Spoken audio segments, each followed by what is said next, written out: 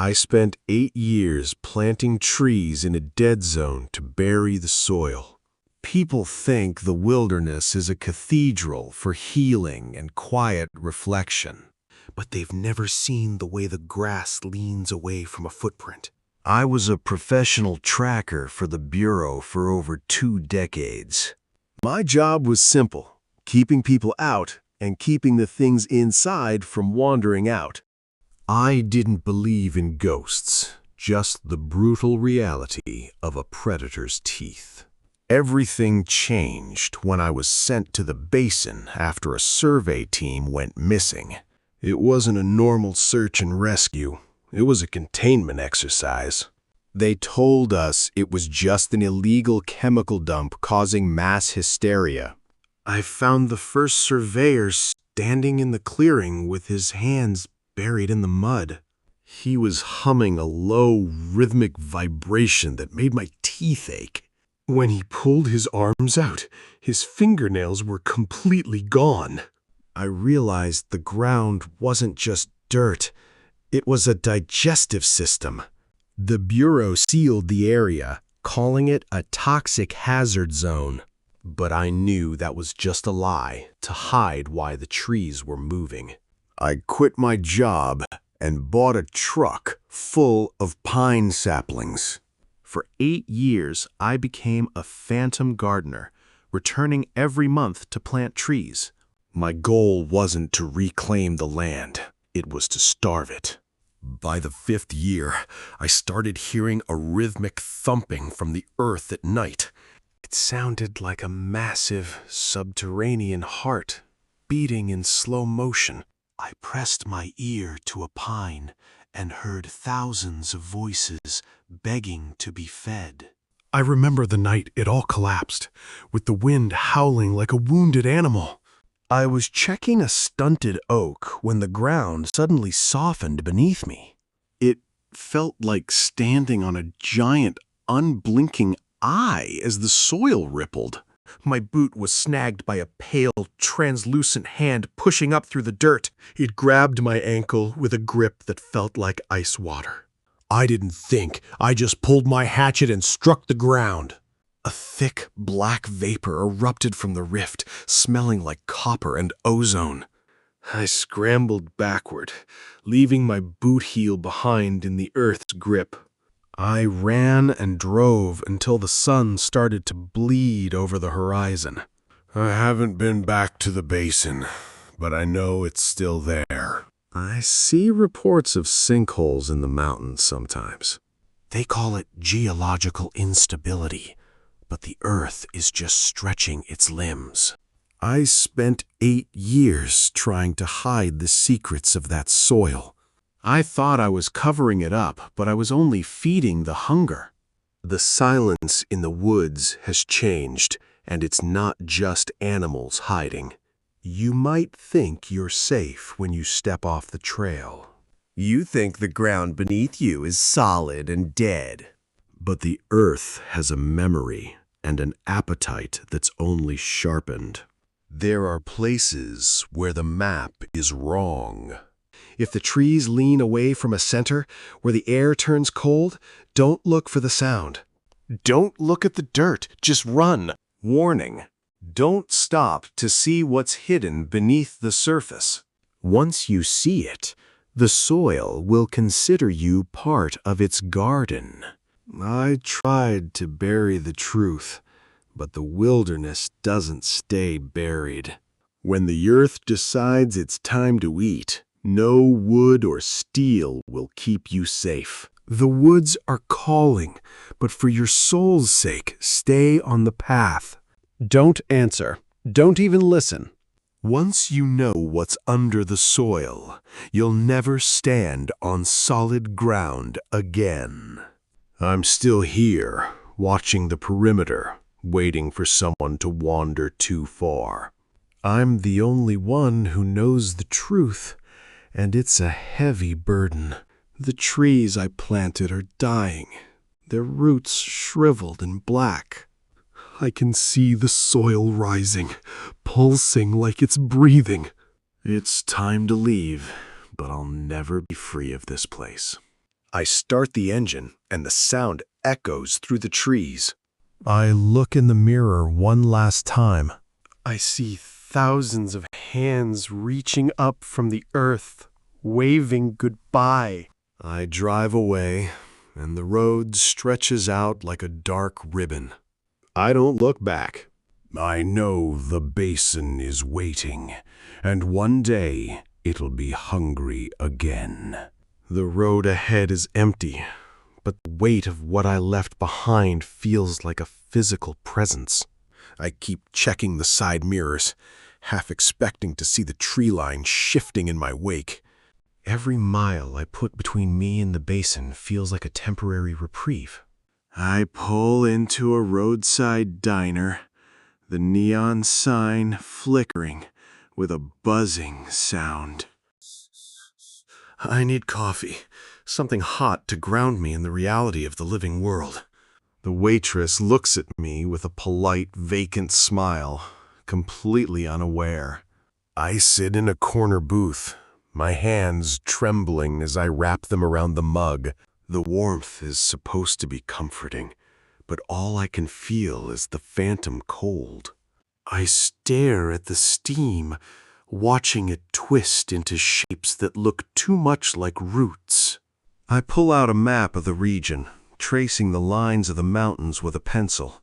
The basin is just a small dot, but in my mind, it is a gaping wound. I wonder how many other places are out there, hidden in plain sight. I leave the diner and walk back to my truck, the night air biting at my face. The silence of the parking lot is absolute, a heavy, suffocating blanket. I check my hatchet one last time, the weight of the handle a small comfort. I start the engine, the roar of the truck a defiant shout against the quiet. I don't look back at the diner, or the town, or the mountains. I just drive, keeping my eyes fixed on the road, trying to outrun the memory. The highway is a blur of gray and black, the headlights cutting through the fog like a dull knife. I see signs for cities, for towns, for places where people live their lives. I feel like a ghost passing through their world, a carrier of a secret. I stop at a gas station, the fluorescent lights buzzing with a sound.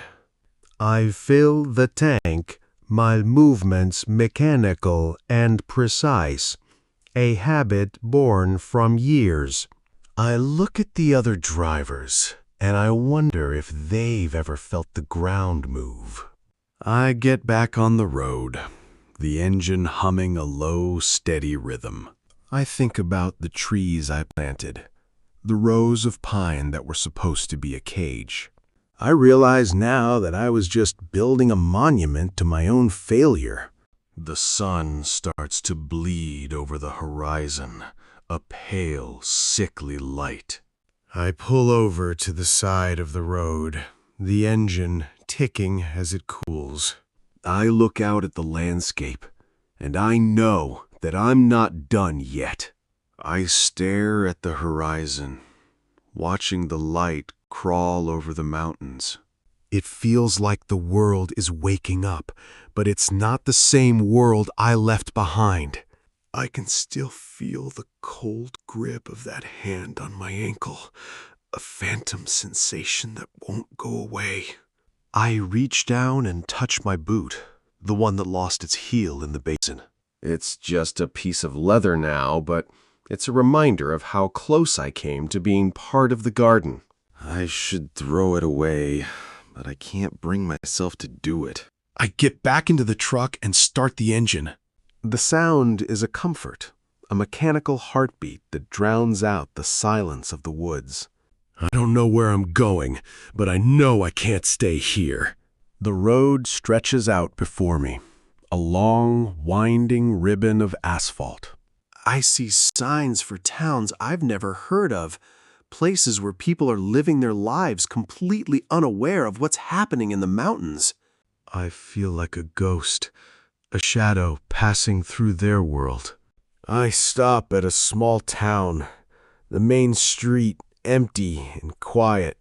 I need to get some supplies, some food, maybe a new pair of boots. I walk into a general store, the bell above the door chiming with a sound that feels too loud in the stillness. The store owner looks at me with a polite, vacant smile. He doesn't know who I am, or where I've been, or what I've seen. I buy my supplies, my movements mechanical and precise, and I leave without saying a word. I get back into the truck and drive, the miles blurring together. I think about the basin, about the trees I planted, and about the hunger that's still there, waiting. I know I didn't stop it.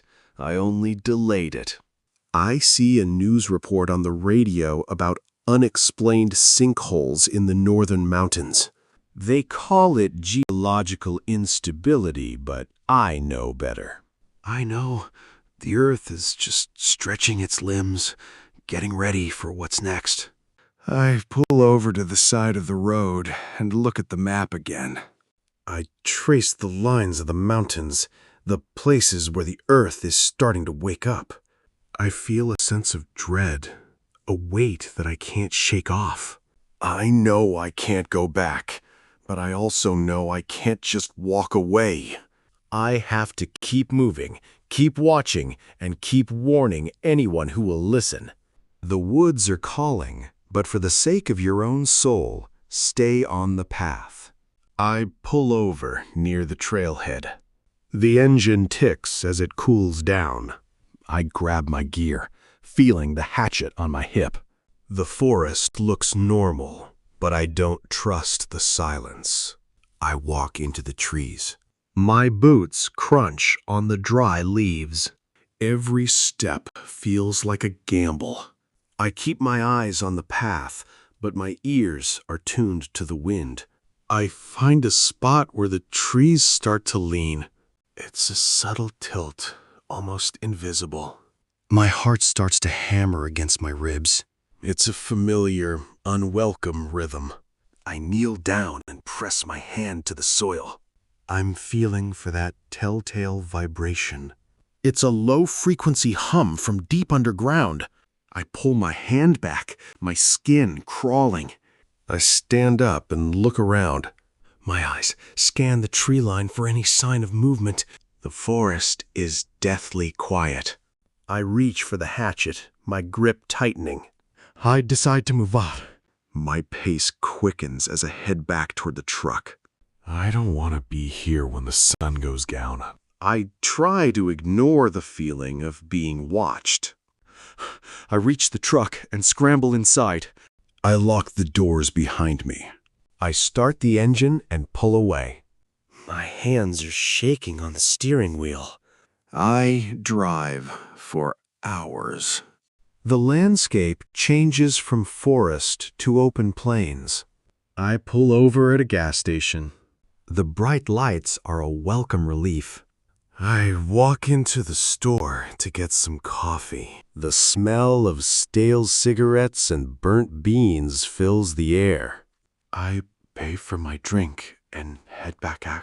I sit in the cab and watch the road, waiting for the sun. I know I can't stop. I have to keep moving. The woods are calling, but I'm not going back. I'll keep driving until I find a place where I can rest. I keep driving, but the images of the basin keep flashing in my mind. I see the surveyor's hands, the way the moss pulsed, and the way the ground seemed to breathe. It's like a sickness that I can't shake, no matter how many miles I put between me and that place. I pull over at a roadside diner, needing to feel something solid under my feet. The neon sign flickers, casting a buzzing, artificial light over the empty parking lot. I sit in my truck for a long time, just listening to the silence of the night. I walk into the diner, the bell above the door chiming with a hollow, lonely sound. The air inside is thick with the smell of old grease and burnt coffee. I take a seat at the counter, keeping my back to the wall, always watching the door.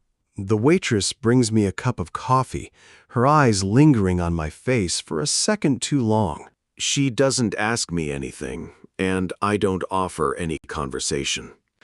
We both know that people who stop here at this hour are usually running from something.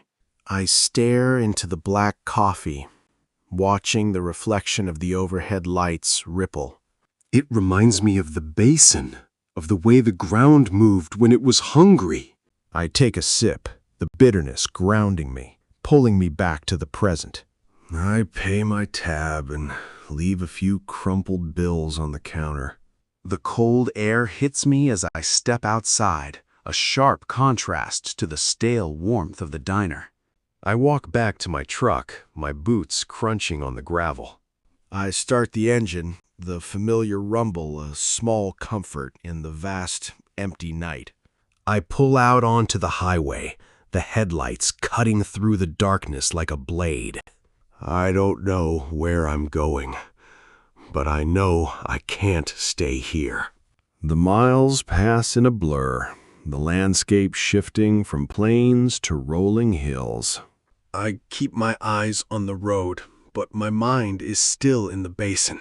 I can still hear the voices, that dissonant chord of 1,000 souls begging for the soil to be fed. I realize now that my plan was never going to work. I wasn't building a cage, I was building a buffet. The trees were just a bridge, a way for the basin to reach out and touch the world beyond its borders. I was a fool to think I could stop it. I pull over at a scenic overlook, the sun just starting to bleed over the horizon. I get out and look out over the valley, the world looking so peaceful and normal. But I know the truth, and I know that the silence in the woods has changed. I stand at the overlook, watching the morning light hit the valley floor. It looks so normal, so quiet, like the world hasn't changed at all. But I know better, and the weight of that knowledge is starting to crush me. I'm telling you this now because the silence in the woods has changed. It isn't just the silence of animals hiding from a predator anymore. It's the silence of a predator waiting for the right moment to strike. You might think you're safe when you step off the trail to take a picture or find a quiet place to camp. You might think the ground beneath you is solid, unchanging, and dead. But the earth has a memory, and it has an appetite. There are places in this world where the map is wrong, and the ground is not what it seems. If you find yourself in a forest where the trees lean away from a central point, or where the air suddenly turns cold and metallic, don't look for the source of the sound. Don't look at the dirt. Just run. Do not stop to see what's hidden beneath the surface, because once you see it, the soil will consider you a part of its garden. I spent 8 years trying to bury the truth, but the wilderness doesn't stay buried. It just waits for someone else to come along and plant the seeds. And when the earth finally decides it's time to eat, no amount of wood or steel will be enough to keep you safe. The woods are calling, but for the sake of your own soul, stay on the path. Don't answer. Don't even listen. Because once you know what's under the soil, you'll never be able to stand on solid ground again. I look at my hands one last time, the dirt still etched into the lines of my skin. I've done what I could, but the basin is bigger than me. It's bigger than all of us. I turn away from the overlook and walk back to my truck. The engine turns over with a familiar, comforting sound. I put it in gear and pull away, leaving the basin behind me, but knowing it will always be a part of me. The road stretches out before me, a long, winding ribbon of asphalt. I don't know where I'm going, but I know I'm not going back. The basin has its secrets, and I have mine. And that's the way it has to be. I keep driving, but the rearview mirror feels like a trap. Every time I glance at it, I expect to see the tree line of the basin creeping closer to the highway. It's a phantom sensation, but it makes my skin crawl. I pull over at a gas station, the neon lights buzzing like a swarm of angry insects. I need to get out of this truck and breathe some air that doesn't smell like pine needles and rot. My hands are shaking as I reach for the door handle. The air outside is cold, but it's clean. I stand there for a moment, listening to the hum of the highway in the distance. It's the sound of people going somewhere, anywhere, away from the things that hide in the dark. I look at the dirt on my boots, the same dark, damp soil from the basin. It's still clinging to the leather, a reminder of what I left behind. I should have cleaned them, but I couldn't bring myself to touch it again. I walk over to a trash can and scrape the mud off with a stick. It falls away in thick, heavy clumps, hitting the concrete with a dull thud. I watch it for a second, half expecting it to move on its own. It doesn't move. It's just dirt. I tell myself that over and over, but the doubt is a poison. I get back in the truck and lock the doors, feeling like a coward for the first time in my life. The engine starts, and I pull back onto the road. The darkness of the night feels different now, less like a void and more like a curtain. I keep my eyes on the road, refusing to look at the trees lining the highway. I think about the surveyors, the ones who didn't make it out.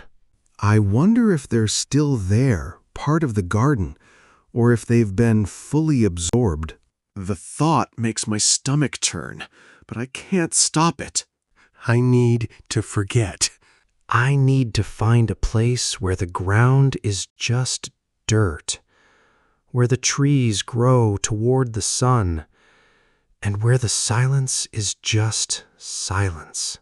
I keep driving, chasing a horizon that feels further away with every mile. The road is all I have left. It's a thin line between the world I know and the world that's waiting for me to slip up. I'll keep driving until the fuel runs out, and then I'll keep walking. I'm not going back. I pull into a roadside motel, the kind of place where the neon sign flickers and the paint is peeling.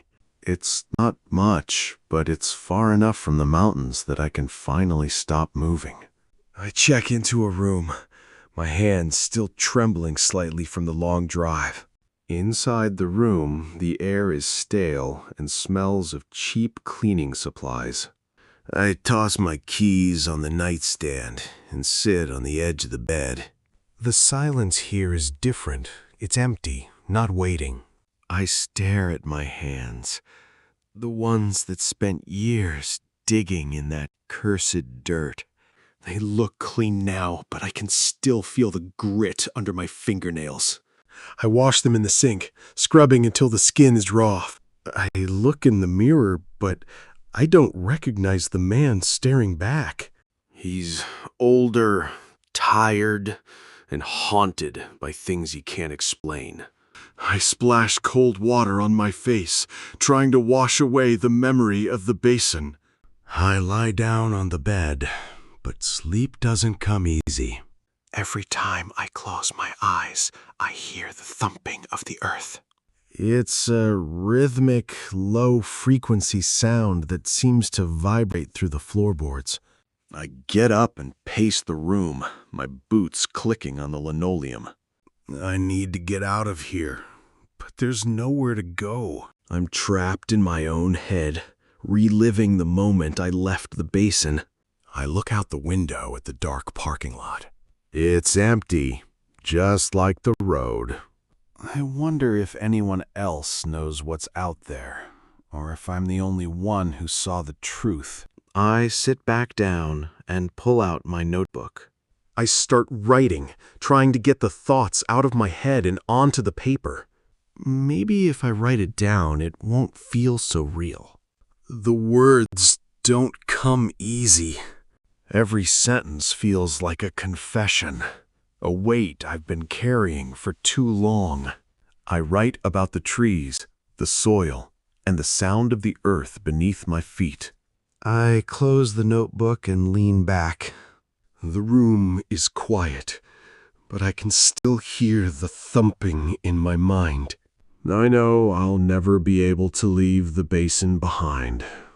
Not really. It's part of me now. I stare at the notebook, the ink still wet on the page. It feels like I've just opened a door that can never be closed again.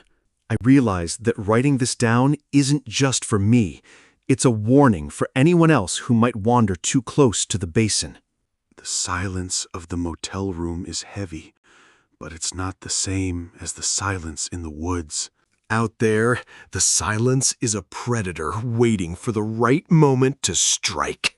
I can still feel the cold metallic air of the basin clinging to my skin. You might think you're safe when you step off the trail to take a picture or find a quiet place to camp. You might think the ground beneath you is solid, unchanging, and dead.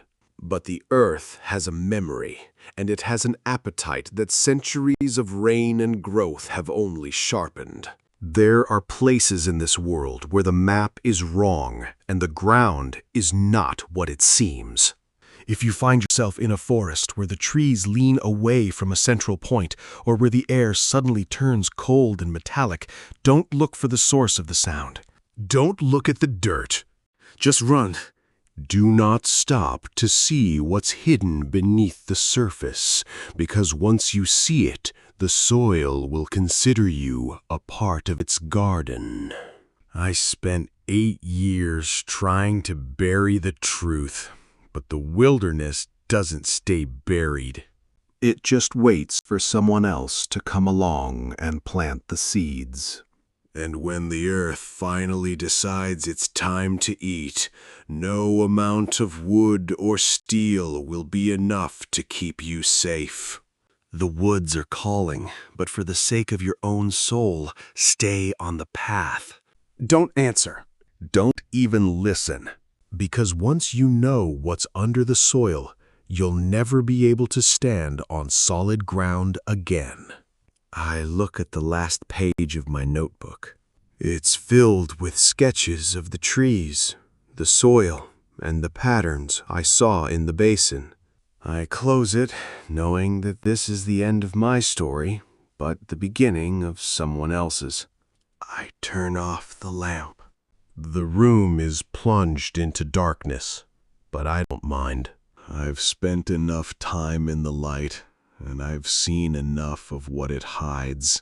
It's time to rest, even if the silence is still waiting. The screen fades to black. The only sound is the faint, rhythmic thumping of the earth, a reminder that the basin is still there, still waiting, and still hungry. The story ends, but the warning remains. I sit in the dark, listening to the wind rattle the window frame. It sounds too much like the rustling of those pines I spent years planting. I can't shake the feeling that the basin is reaching out, even from miles away. My hands are still shaking when I look at the calluses. They aren't just from work. They're from the years of trying to hold back something that doesn't want to be held. I should have known better than to think I could cage the earth. I remember the smell of the basin after a rain. It wasn't the smell of wet earth or pine needles. It was copper, like a fresh wound, and ozone like the air right before a lightning strike. The Bureau called it a toxic hazard zone to keep people away. They didn't want anyone to see the trees moving on their own. They didn't want anyone to hear the earth breathing. I spent 8 years as a phantom gardener, planting rows of pines to choke the life out of that soil. I thought I was building a cage, but I was just building a buffet for something that was already hungry. The locals thought I was crazy, dragging saplings into the tree line every month. They didn't know that the trees were the only thing keeping the earth from waking up.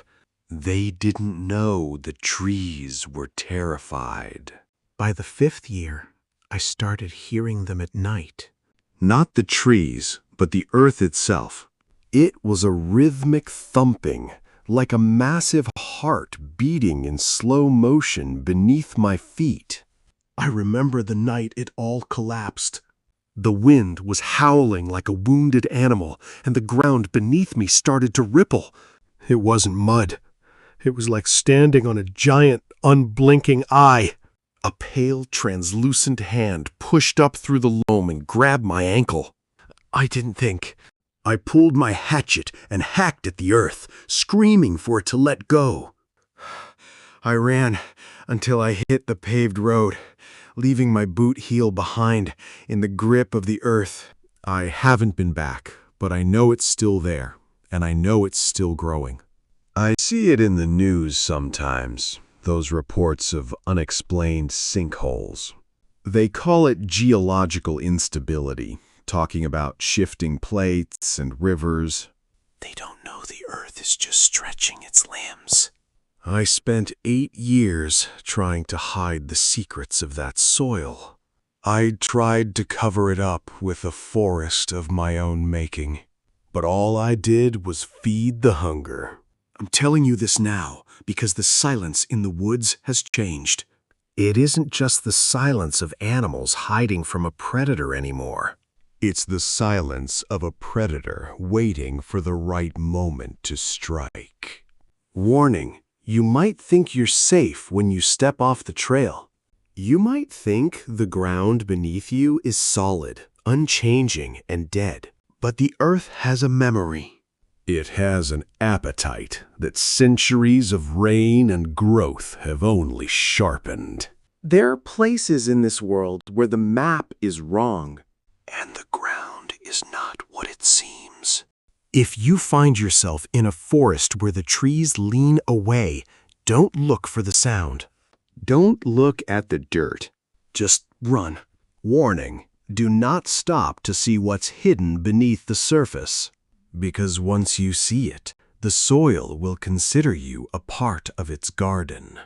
I spent 8 years trying to bury the truth, but the wilderness doesn't stay buried.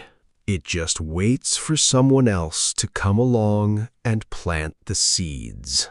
And when the earth finally decides it's time to eat, no amount of wood or steel will be enough to keep you safe. The woods are calling, but for the sake of your own soul, stay on the path. Don't answer. Don't even listen.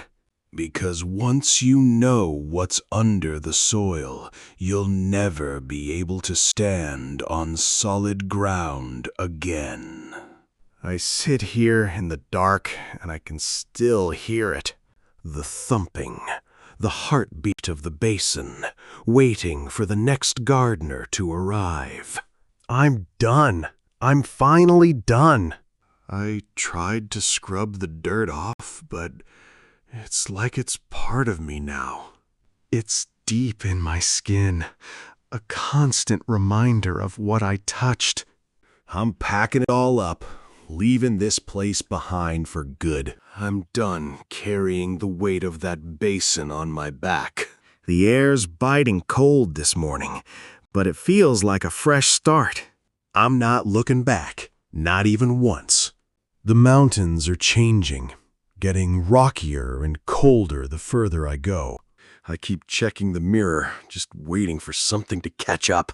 Just a cup of coffee, black, and a little bit of quiet. Nobody asks questions here, and that's exactly how I like it. It's just a tiny spot on the map, but it feels like the whole world. I don't need to look at it anymore. I know the way by heart. The sun's going down, and the shadows are getting way too long. Gotta keep moving. Can't let the dark catch up to me now. Finally made it to civilization, or at least something close to it. My legs are killing me, but it feels good to stand on solid ground. Just a quick fill-up, then I'm back on the road again. It's like I'm watching myself from somewhere else, just going through the motions. The stars are so bright out here. It's almost like they're watching us. I'm leaving it all behind, but I know it's still out there, waiting. I finally pulled over, just needing to kill the engine and sit in the quiet. My hands were shaking on the wheel, and I couldn't shake the feeling that I failed. I stepped out and looked back at the mountains, feeling like a ghost myself. The air was clean, but I could still feel that rhythmic thumping deep in my bones. I pulled this stone out of my pocket, the one I grabbed years ago. It's cold, and it feels wrong, like it's still holding on to that hunger. I just tossed it into the brush, wanting to be done with it. I turned my back on those mountains, finally ready to just walk away. I got back in the truck and started the engine, just needing to hear something normal. I didn't look back, not even once, because I was done with that place. The sun started coming up, and for the first time, the world didn't look so dark. Maybe, just maybe, I could actually find some peace out here. I saw a sign for a town I recognized, so I pulled over for some breakfast. I needed something normal, like a cup of coffee and a hot meal.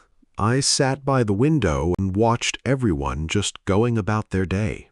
They have no idea what's out there, and honestly, I'm glad for them. I left a tip and just walked out, feeling like I could finally breathe again. It was time to move on, and for the first time, I actually felt ready. I drove away, not really knowing where I was headed, but it didn't matter. I was finally free, and that was enough for me. I keep driving, but the road feels like it's leading nowhere. Every mile I put between me and that place feels like a small victory. The silence out here is different. It doesn't have that heavy, hungry feeling I left behind. I look in the mirror and I barely recognize myself. 8 years of watching the dirt will do that to a man.